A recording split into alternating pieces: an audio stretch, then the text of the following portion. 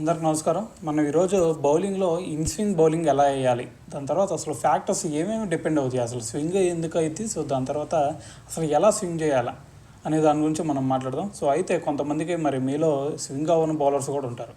So అసలు swing అవడానికి main reason ఏంది, దాని తర్వాత ఎలా వేస్తే స్వింగ్ అవుతుంది అనే దాని గురించి మాట్లాడదాం. సో అయితే ఫస్ట్ మనకి స్వింగ్ అవ్వాలంటే ఫస్ట్ బాల్ కరెక్ట్గా ఉండాలి. సో బాల్ అంటే న్యూ బాల్ తీసుకోండి. సో న్యూ బాల్ తీసుకున్నారంటే ఫస్ట్ ఏంటంటే మీకు బౌలింగ్ ఎలా వేసినా కానీ న్యూ బాల్ తీసుకున్నారంటే మీకు కనుక పేస్ ఉంటే ఖచ్చితంగా ఆటోమేటిక్గా అదే స్వింగ్ అయిపోతుంది. సో ఒకసారి గమనించండి, మీరు పేస్ బౌలర్ అయితే ఫాస్ట్ బౌలింగ్ కనుక మీరు వేస్తున్నట్టయితే ఖచ్చితంగా మీరు ఎలా పట్టుకున్నా కానీ ఇలా పట్టుకున్నా కూడా మీకు బాల్ స్వింగ్ అవుతుంది. ఒకసారి గమనించండి. సో అయితే దాని తర్వాత మరి మాకు పేస్ లేదు, మరి అయినా సరే మేము స్వింగ్ వేయాలా ఎలాగా అనేది మనం మాట్లాడితే, ఇది బాల్ ఇది ఉంది కదా, సో బాల్ని కొంచెం ఫైన్ లెగ్ వైపు టిల్ట్ చేయండి. ఎక్కువ కూడా టిల్ట్ చేయొద్దండి, కొంచెం లైట్గా టిల్ట్ చేయండి. అర్థమైందా? సో ఇలా గనక మీరు టిల్ట్ చేసి ఇలాగ గనక మీరు మనం వేసేటప్పుడు ఈ చెవుకి దగ్గరగా రావాలి. అర్థమైందా? సో చెవుకి దగ్గరగా వచ్చి ఇలా గనక మనం రిలీజ్ చేస్తే, సో రిలీజ్ పాయింట్ కూడా గుర్తుపెట్టుకోండి. సో ఇలా గనక మనం రిలీజ్ చేస్తే ఖచ్చితంగా ఆటోమేటిక్గా మనకి స్వింగ్ అయిపోతుంది. సో అయితే మరి ఎక్కడ వేయాలి స్వింగ్, మరి మనం ఏ లెంత్లో వేస్తే మరి దాని తర్వాత ఏ లైన్లో వేస్తే మనకి స్వింగ్ అవుతుంది అంటే ఖచ్చితంగా మనకి ఫిఫ్త్ స్టెంప్ అంటే half stump, middle stump, leg stump ఉంటాయి కదా. సో హాఫ్ స్టెంప్కి ఇంకొక 2 స్టెంప్స్ అవతల అంటే ఫిఫ్త్ స్టెంప్ మీద బాల్ వేసుకోండి.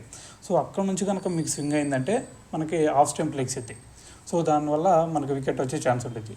సరే, మరి ఇది మీరు కొత్త బాల్ చెప్తున్నారు, మరి కొత్త బాల్ కాదు మాకు కావాల్సింది, మా దగ్గర ఓల్డ్ బాల్స్ ఉన్నాయి. మరి సో ఓల్డ్ బాల్ని ఎలాగా మరి మేము స్వింగ్ చేయాలి అంటే, ఇది షైనీ పార్ట్ అనుకుందాం. సో ఇటువైపు అంతా రఫ్ అయిపోయింది, అర్థమైంది కదా. సో ఇదంతా ఓల్డ్ బాల్ అండి. సో అయితే ఇది రఫ్ అయిపోయింది. సో దీనివైపు ఇది కలర్ ఉంది చూడండి, కొంచెం షైనీగా ఉంది. సో ఈ షైనీ పార్ట్ ఉంది కదా, సో ఈ షైనీ పార్ట్ని అవుట్ సైడ్ పెట్టండి. అర్థమైందా? సో రైట్ హ్యాండ్ బ్యాట్స్మెన్కి నేను చెప్తున్నా, షైనీ పార్ట్ అవుట్ సైడ్ పెట్టండి. అవుట్ సైడ్ పెట్టి కొంచెం ఇలాగ తిప్పండి, ఇలా తిప్పేసి సో యథావిధిగా వేయటమే. అర్థమైంది కదా. మరి సరే, మరి షైనీ పార్ట్ ఎందుకు బయట పెట్టాలి అంటే, మనకి ఎయిర్ ఫ్లో తెలుసు కదా.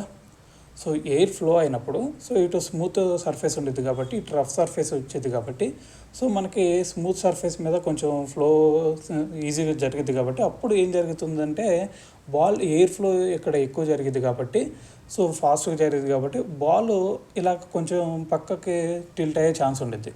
సో దానివల్ల మనకి ఇలాగా స్వింగ్ అయ్యే ఛాన్స్ ఉంటుంది. సో ఇది మాత్రం గుర్తుపెట్టుకోండి, మనకి షైనీ సైడ్ అవుట్ సైడ్ ఉండాలి. ఇది మాత్రం గుర్తుపెట్టుకోండి ఇన్ స్వింగ్ బౌలర్స్కి ఇది. సో దాని తర్వాత మీకు పేస్ కనుక కరెక్ట్గా ఉంటే మీకు బేభత్సమైన స్వింగ్ వచ్చేది, గుర్తుపెట్టుకోండి.